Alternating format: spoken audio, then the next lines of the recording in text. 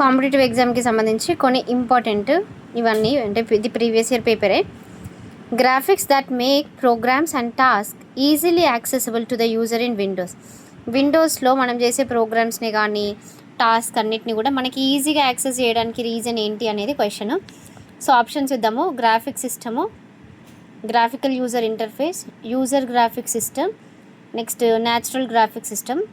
So మనకి విండోస్లో ఏంటి graphical user interface అనేది మనకి ఆ ప్రోగ్రామ్స్ అన్నీ కూడా ఈజీగా యాక్సెసిబుల్ అయ్యేటట్టు చేస్తుంది అండ్ మన టాస్క్ని కూడా సింపుల్గా అయ్యేటట్టు చేస్తుంది అనమాట.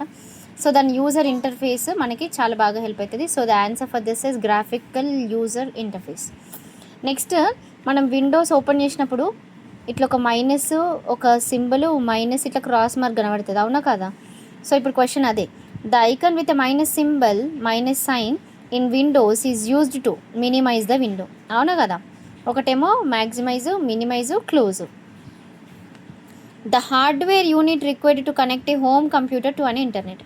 మంచిగా వినండి, మనం కన్ఫ్యూజ్ అవుతాం, మోడమా లేకపోతే వైఫై అని కన్ఫ్యూజ్ అవుతాం. అప్పుడే మనకు బాగా గుర్తుకు రావాలి ఏంటిది, హార్డ్వేర్ యూనిట్ అంటున్నారు. So hardware unit that is required to connect to A connect a home to A computer. Okay, so అప్పుడు ఏంటిది ఆన్సర్, డివైస్ అంటున్నారు కాబట్టి దీని answer modem. Okay, next sending data to the network service provider is known as uplink.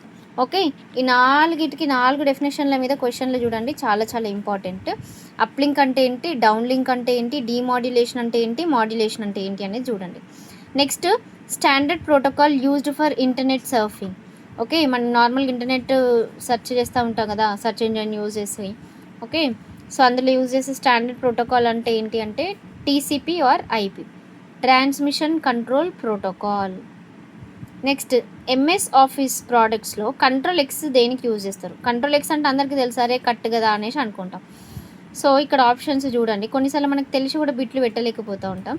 Copy selected content into memory, delete selected content, copy selected content to memory and delete it.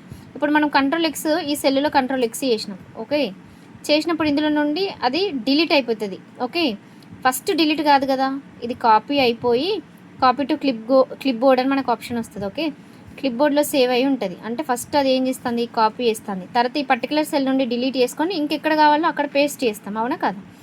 So దీనికి suitable answer copy the selected content and to memory and delete it. Okay, ఇవాళకి ఈ videos చాలు.